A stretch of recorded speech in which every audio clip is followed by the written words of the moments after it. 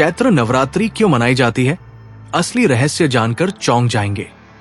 आवाज धीमी करो, आंखें बंद करो और थोड़ी देर के लिए इस दुनिया से दूर चले जाओ, क्योंकि जो कहानी मैं आज तुम्हें सुनाने वाला हूं वो सिर्फ एक धार्मिक त्योहार की कहानी नहीं है।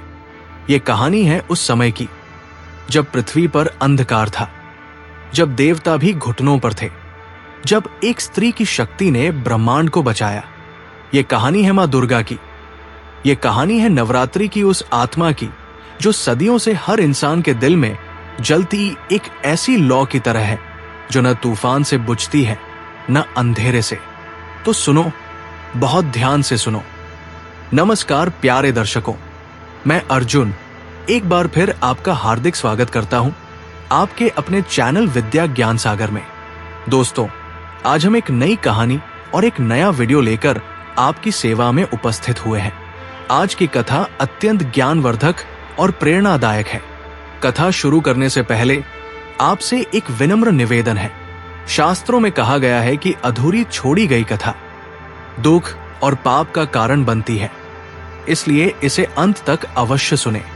और अगर आप अपनी मां से सच्चा प्रेम करते हैं तो इस वीडियो को लाइक करें, हमारे चैनल को सब्सक्राइब करें और कमेंट में मां लिखकर अपना समर्थन दें। तो आइए बिना किसी विलंब के आरंभ करते हैं आज की प्रेरणादायक कथा। कोई हजारों साल पहले की बात है। महिषासुर एक महाशक्तिशाली दानव था। उसके पिता रंभासुर थे जो खुद एक पराक्रमी असुर थे। लेकिन महिषासुर में जो था वो सिर्फ शक्ति नहीं था, उसमें था एक अहंकार, एक जिद, एक ऐसी भूख जो कभी नहीं भरती।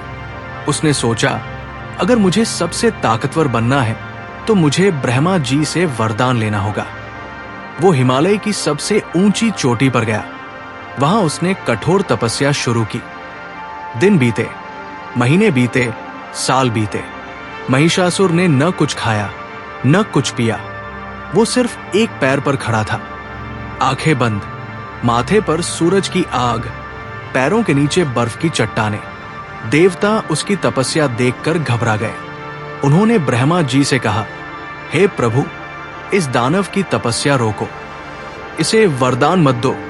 लेकिन ब्रह्मा जी बोले, जो सच्चे मन से तपस्या करता है उसे वरदान मिलना ही चाहिए। यही सृष्टि का नियम है। और एक दिन ब्रह्मा जी प्रकट हुए। महिषासुर ने आंखें खोली। उसके सामने चतुर्मुखी ब्रह्मा खड़े थे जिनके चेहरे पर वात्सल्य था। ब्रह्मा जी बोले, वत्स, तुम्हारी तपस्या से मैं प्रसन्न हूं। मांगो, क्या चाहिए तुम्हें? महिषासुर के होठों पर एक मुस्कान आई। वो मुस्कान जो जीत की नहीं थी, घमंड की थी। उसने कहा, हे ब्रह्मा, मुझे ऐसा वरदान दो कि मेरी मृत्यु किसी पुरुष के हाथों न हो। न देवता मुझे मार सके, न मनुष्य, न यक्ष, न गंधर्व। मैं अमर हो जाऊं। ब्रह्मा जी ने एक पल रुककर उसे देखा। उनकी आंखों में एक गहराई थी, जैसे वो जानते हों कि यह वरदान एक दिन इस दानव के लिए ही कारण बनेगा। उन्होंने कहा, तथास्तु, और वरदान दे दिया। लेकिन महिषासुर ने एक बात नहीं मांगी। उसने किसी स्त्री से रक्षा नहीं मांगी। उसे लगा था, स्त्री से क्या खतरा, वो तो कमजोर है, वो तो घर में बैठती है, वो तो शक्तिहीन है। यही उसकी सबसे बड़ी गलती थी। यही उसका अहंकार था और यही अहंकार उसके विनाश का बीज बन गया। वरदान मिलते ही महिषासुर जैसे एक अलग ही इंसान बन गया। उसके अंदर एक आग जल उठी, एक अजीब नशा, एक ऐसा भ्रम कि अब वो सब कुछ कर सकता है। उसने अपनी सेना तैयार की। लाखों असुर योद्धा, महाकाय, भयानक, क्रूर। उसने हर दिशा में अपनी सेना भेजी।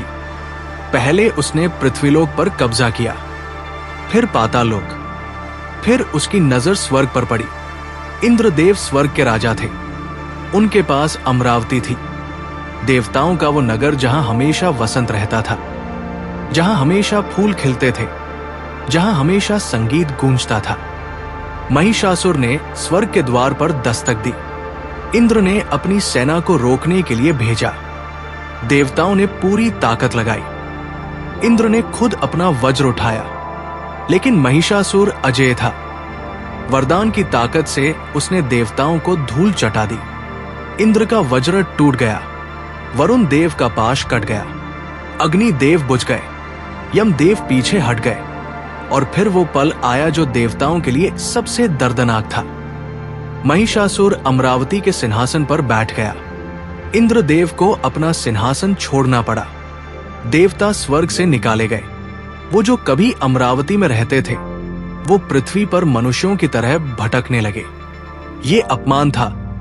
ये सिर्फ शक्ति की हार नहीं थी, ये धर्म की हार थी, ये न्याय की हार थी।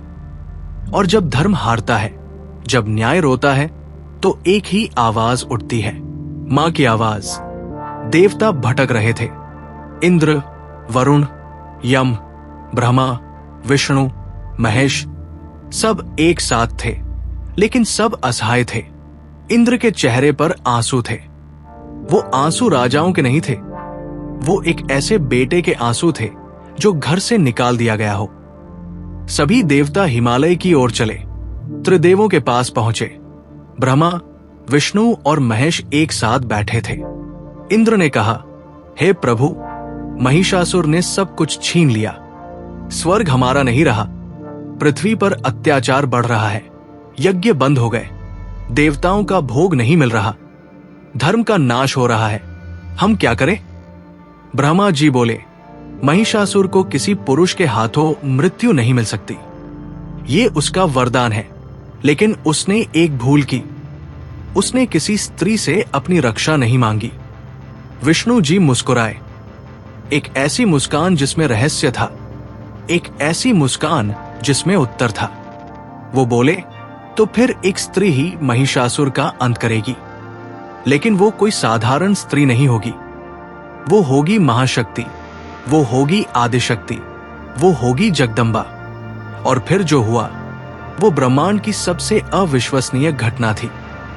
सभी देवताओं के शरीर से एक तेज निकला, एक दिव्य प्रकाश। ब्रह्मा जी का तेज, विष्णु जी का तेज, महादेव का तेज, इंद्र का तेज, अग्नि का तेज, वरुण का तेज, यम का तेज, सूर्य का तेज, सभी का। वो सारे तेज एक जगह मिले, एक महापुंज बना, एक ऐसा प्रकाश जो आंखों को चौंधिया दे, जो अंधकार को चीर दे। और उस प्रकाश में से एक नारी का रूप प्रकट हुआ, मां दुर्गा। 18 भुजाओं वाली, 3 नेत्रों वाली, सिंह पर सवार। उनके चेहरे पर एक शांति थी, जो किसी युद्ध से पहले की शांति थी। एक ऐसी शांति जो कहती है कि अब अन्याय का अंत होगा। हर देवता ने उन्हें अपना सबसे शक्तिशाली अस्त्र दिया। इंद्र ने वज्र दिया, वरुण ने शंख दिया, अग्नि ने शक्ति दी, यम ने दंड दिया, वायु ने धनुष बाण दिए, विष्णु जी ने सुदर्शन चक्र दिया, महादेव ने त्रिशूल दिया, ब्रह्मा जी ने कमंडल दिया, हिमालय ने सिंह दिया सवारी के लिए, और मां दुर्गा खड़ी हो गई। वो पल था सृष्टि की सबसे बड़ी क्रांति का। वो पल था जब शक्ति ने रूप लिया। वो पल था जब ब्रह्मांड ने सांस ली। मां दुर्गा ने एक बार सारे देवताओं को देखा। उनकी आंखों में करुणा थी, लेकिन उनके हाथों में शक्ति थी। वो जानती थी कि जो रास्ता आगे है वो आसान नहीं है। वो जानती थी कि जो होना है उसमें रक्त बहेगा, धरती कांपेगी, आकाश हिलेगा। लेकिन वो ये भी जानती थी कि अन्याय को रोकना होगा। महाशक्ति ने युद्ध का बिगुल बजाया। उनकी सिन्नाद ऐसी थी कि तीनों लोग कांप उठे। महिषासुर अपने सिंहासन पर बैठा था। उसके पास आया एक दूत, घबराया हुआ, सांस फूल रही थी। दूत ने कहा, महाराज, एक स्त्री ने युद्ध की चुनौती दी है। महिषासुर हंसा, एक ठहाका जो स्वर्ग तक गूंजा। उसने कहा, एक स्त्री? क्या मजाक है ये? जाओ, उसे कह दो कि मेरे साथ विवाह कर ले, युद्ध क्यों करे। दूत ने कहा, महाराज, वो कोई साधारण स्त्री नहीं है। वो सभी देवताओं के तेज से बनी है। 18 भुजाएं हैं उनकी। सिंह पर सवार है वो। महिषासुर ने एक बार और हंसा, लेकिन इस बार उसकी हंसी में थोड़ी घबराहट थी। उसने अपने सेनापतियों को बुलाया। उसने कहा, जाओ उस स्त्री को पकड़ कर लाओ। और युद्ध शुरू हुआ। ये वो युद्ध था जो 9 दिनों तक चला। हाँ, 9 दिन। और यही 9 दिन नवरात्रि बने। यही वो 9 रातें हैं जो हम आज भी मनाते हैं। आओ एक एक दिन को जीते हैं, एक एक रूप को समझते हैं। पहले दिन मां दुर्गा ने शैलपुत्री का रूप धारण किया। शैल यानी पर्वत, पुत्री यानी बेटी। वो पर्वतराज हिमालय की पुत्री है। सफेद वस्त्र, हाथ में त्रिशूल, माथे पर चंद्रमा, नंदी बैल पर सवार। शैलपुत्री शक्ति की नींव है। जिस तरह पर्वत स्थिर रहता है, तूफानों में भी नहीं हिलता, उसी तरह मां शैलपुत्री हमें स्थिरता देती है। पहले दिन महिषासुर की सेना का पहला दस्ता आया। हजारों असुर, भयानक, विशाल। मां ने त्रिशूल उठाया और एक ही वार में सेना का पहला दस्ता धूल में मिल गया। महिषासुर के सेनापति ने देखा और उसके पैरों तले जमीन खिसक गई। दूसरे दिन मां ने ब्रह्मचारिणी का रूप लिया। सफेद वस्त्र, हाथ में जपमाला, हाथ में कमंडल। ब्रह्मचारिणी यानी जो ज्ञान और तपस्या में लीन हो। ये रूप हमें बताता है कि सिर्फ शक्ति काफी नहीं है, ज्ञान भी चाहिए, धैर्य भी चाहिए। दूसरे दिन महिषासुर ने अपने सबसे चालाक असुर को भेजा जो माया जाल बुनता था। लेकिन मां ब्रह्मचारिणी के ज्ञान के सामने माया टिक नहीं सकती। वो असुर पराजित हुआ। तीसरे दिन मां का रूप था चंद्रघंटा। माथे पर अर्धचंद्र जो घंटे के आकार का था। 10 भुजाएं, हर हाथ में अस्त्र शस्त्र। चंद्रघंटा यानी जो शांति और वीरता का संगम हो। उनकी घंटे की आवाज से असुरों के कान फट जाते थे। तीसरे दिन एक विशाल असुर आया जो कानफोड़ू शोर से लड़ता था। मां ने अपनी घंटे की आवाज से उसे ध्वस्त कर दिया। चौथे दिन मां का रूप था कूष्मांडा।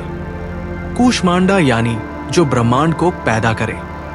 जब सृष्टि में अंधकार था, जब कहीं कोई प्रकाश नहीं था, तो मां कूष्मांडा ने अपनी हंसी से सूर्य को जन्म दिया था। वो सूर्य मंडल में रहती है। उनके शरीर से प्रकाश निकलता है। चौथे दिन महिषासुर ने एक ऐसा असुर भेजा जो अंधकार फैलाता था। जहां वो जाता, सब काला हो जाता। मां कूष्मांडा के प्रकाश के सामने वो अंधकार टिक न सका। वो पराजित हुआ। पांचवें दिन मां का रूप था स्कंद माता। स्कंद यानी कार्तिकेय, देवताओं के सेनापति। मां स्कंद माता वो मां है जिनकी गोद में कार्तिकेय बैठे हैं। ये रूप हमें मां की ममता दिखाता है, लेकिन जब जरूरत पड़ती है तो वही ममतामयी मां सबसे खतरनाक योद्धा बन जाती है। मां की ममता और मां का क्रोध दोनों असीम है। पांचवें दिन एक असुर आया जो मां को कमजोर दिखाने की कोशिश कर रहा था, लेकिन मां स्कंदमाता ने उसे ऐसा सबक दिया जो उसने सपने में भी नहीं सोचा था। छठे दिन मां का रूप था कात्यायनी। महर्षि कात्यायन की बेटी के रूप में मां ने ये रूप लिया। कात्यायनी वो रूप है जो सीधे महिषासुर से लड़ने के लिए तैयार हुआ। 3 नेत्र, 4 भुजाएं, एक हाथ में तलवार, एक हाथ में कमल, सिंह की सवारी। ये वो रूप है जो क्रोध और शौर्य का प्रतीक है। छठे दिन महिषासुर ने खुद अपनी सेना का नेतृत्व किया। युद्ध भयानक था। पृथ्वी कांपी, आकाश हिला, नदियां उल्टी बहने लगी। लेकिन मां कात्यायनी के आगे महिषासुर की सेना टिक नहीं सकी। 7वें दिन मां ने सबसे भयानक रूप लिया। मां कालरात्रि, काला वर्ण, बिखरे हुए बाल, 3 नेत्र जिनसे अग्नि निकलती है, नाक से धुआं, हाथ में कठार और लोहे का कांटा। ये वो रूप है जो काल को भी भय देता है। महिषासुर ने इस रूप को देखा और पहली बार उसके दिल में डर उठा, लेकिन घमंड इतनी जल्दी नहीं जाता। उसने कहा, मैं भी डरा दूंगा। लेकिन मां कालरात्रि के आगे उसका डर भी हार गया। 8वें दिन मां ने महागौरी का रूप लिया। गोरा वर्ण, सफेद वस्त्र, सफेद बैल की सवारी। ये वो रूप है जो शांति का, पवित्रता का, क्षमा का प्रतीक है। ये वो रूप है जो बताता है कि माँ सिर्फ दंड नहीं देती, वो क्षमा भी करती है। जो पापी सच्चे मन से माफी मांगे उसे माँ महागौरी माफ कर देती है। लेकिन महिषासुर ने माफी नहीं मांगी, उसका घमंड उसे झुकने नहीं दे रहा था। 9वां दिन, अंतिम दिन, मां का रूप था सिद्धिदात्री, वो जो सारी सिद्धियां देती है। अणिमा, महिमा, गरिमा, लघिमा, प्राप्ति, प्राकाम्य, ईशित्व, वशित्व, 8 सिद्धियां। ये वो रूप है जो बताता है कि मां सर्वशक्तिमान है। 9वें दिन महिषासुर अंतिम बार आया। वो जानता था कि ये उसका अंतिम दिन है। कहीं न कहीं उसे महसूस हो रहा था, लेकिन घमंड फिर भी था। उसने एक बार फिर अपना रूप बदला। वो अपना असली रूप, भैंसे का रूप, बदल बदल कर लड़ रहा था। कभी सिंह बनता, कभी हाथी, कभी असुर, लेकिन मां की आंखें उसे जानती थी। मां ने त्रिशूल उठाया, पूरा आकाश गूंज उठा और वो त्रिशूल महिषासुर के सीने में उतर गया। महिषासुर गिरा, वो जो कभी अमर था, वो जो स्वर्ग का राजा बन बैठा था, वो जिसने देवताओं को नचाया था, वो धरती पर गिरा। उसकी आंखों में अंत में एक भाव था, पछतावा। शायद उसे समझ आया था कि जो शक्ति दिखाई देती है वो शक्ति नहीं होती, असली शक्ति वो होती है जो न्याय के साथ हो। मां ने उसे देखा, उनकी आंखों में क्रोध नहीं था, उनकी आंखों में एक गहरी शांति थी। महिषासुर का अंत हो गया, अन्याय का अंत हो गया। जब महिषासुर गिरा तो तीनों लोकों में एक ऐसी खामोशी छा गई जो जीत की खामोशी होती है। फिर एक आवाज उठी, देवताओं की आवाज, जय मां दुर्गा। स्वर्ग के द्वार फिर खुले, इंद्रदेव वापस अमरावती गए, देवता अपने अपने स्थान पर लौटे, यज्ञ फिर शुरू हुए, धरती पर धर्म वापस आया, फूल बरसे, दीप जले, संगीत गूंजा। और यही जश्न, यही खुशी, यही विजय आज भी हम मनाते हैं। नवरात्रि, 9 रातों का ये त्योहार उन्हीं 9 दिनों की याद है जब मां दुर्गा ने महिषासुर से लड़कर ब्रह्मांड को बचाया था। लेकिन यहीं पर एक सवाल उठता है, नवरात्रि तो साल में 2 बार आती है, तो चैत्र नवरात्रि खास क्यों है? ये सवाल बहुत गहरा है और इसका जवाब इससे भी गहरा है। चैत्र यानी हिंदू कैलेंडर का पहला महीना। जब चैत्र शुक्ल प्रतिपदा आती है तो हिंदू नव वर्ष शुरू होता है। सोचो एक पल के लिए, जब साल की शुरुआत होती है तो हम क्या करते हैं? हम मां को याद करते हैं, हम मां से आशीर्वाद मांगते हैं, क्योंकि हर शुरुआत में मां होनी चाहिए, हर नई यात्रा में मां का हाथ होना चाहिए। ये एक गहरा सत्य है जो हमारे पूर्वजों ने समझा था। लेकिन चैत्र नवरात्रि का एक और रहस्य है, एक ऐसा रहस्य जो बहुत कम लोग जानते हैं। वो रहस्य है भगवान राम का। हाँ, भगवान राम। रामायण में लिखा है कि जब रावण ने माता सीता का अपहरण किया तो भगवान राम ने रावण से युद्ध करने से पहले एक काम किया, उन्होंने मां दुर्गा की पूजा की। चैत्र नवरात्रि में 9 दिन तक ऋषि अगस्त्य ने भगवान राम को आदित्य हृदयम का पाठ करने से पहले यह बताया था कि पहले मां दुर्गा का आशीर्वाद लो, तब जाकर रावण पर विजय मिलेगी। भगवान राम ने चैत्र नवरात्रि के 9 दिन मां दुर्गा की पूजा की, इसीलिए रामनवमी नवरात्रि के बाद आती है। ये एक आध्यात्मिक सत्य है, मां की पूजा के बाद ही विजय मिलती है। मां का आशीर्वाद लिए बिना कोई भी युद्ध नहीं जीता जा सकता। ये सिर्फ एक धार्मिक बात नहीं है, ये जीवन का एक सत्य है। जब भी हम किसी कठिन काम की शुरुआत करते हैं, हम मां को याद करते हैं। यही चैत्र नवरात्रि का सबसे गहरा संदेश है। ये कहानी खत्म हुई, लेकिन मां की कहानी कभी खत्म नहीं होती। जब भी जिंदगी में अंधेरा हो, मां को याद करो। जब भी जिंदगी में महिषासुर आए, मां की शरण में जाओ। जब भी जिंदगी में वसंत आए, मां का शुक्रिया करो, क्योंकि मां सदा थी, मां सदा है, मां सदा रहेंगी। नवरात्रि मुबारक हो। जय मां दुर्गा।